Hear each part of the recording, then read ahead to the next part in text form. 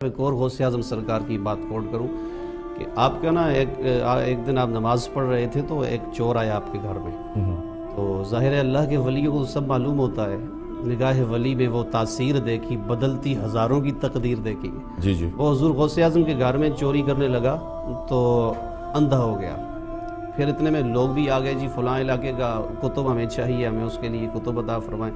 تو اس نے نا اپنے آپ کو وہ چٹائی میں چھپا دیا. حضور غوث اعظم شیخ عبد القادر جیلانی غوث اعظم سرکار نے فرمایا وہ چٹائی میں لیٹا ہوا ہے، وہ کتب ہے. جب چٹائی کو کھولا گیا اس نے کہا حضور میں تو چور.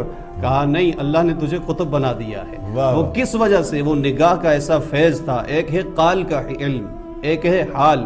اللہ کے نبی نے حال بھی عطا فرمایا اور قال بھی عطا فرمایا. بابا قاسم مولوی رحمۃ اللہ تعالی علیہ، آپ کے پاس ایک شخص آیا، جی ہم ہمارے ساتھ چلیں آپ تبلیغ کے لیے، ہم بھی دین کا کام کرتے ہیں. آپ نے فرمایا بیٹھو 3 دنوں کے بعد پھر میں آپ سے بات کروں گا. 3 دن اسے اپنے سامنے بٹھایا. وہ کہتے ہیں توحید کی میں پینے آستانوں پہ آ، اللہ والے ہیں جو نظروں سے پلا دیتے ہیں. 3 دنوں کے بعد بابا قاسم مولوی رحمۃ اللہ علیہ کے پاؤں میں آ کے گر گیا. تو آپ نے کہا کہ بابا مجھے کلمہ پڑھا. اس نے کہا مجھے کلمہ پڑھاؤ. کہا کیا ہوا؟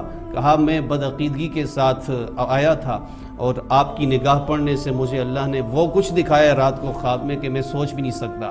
آپ نے دوبارہ اسے کلمہ پڑھایا اور اپنی غلامی کی سند اسے عطا فرمائی.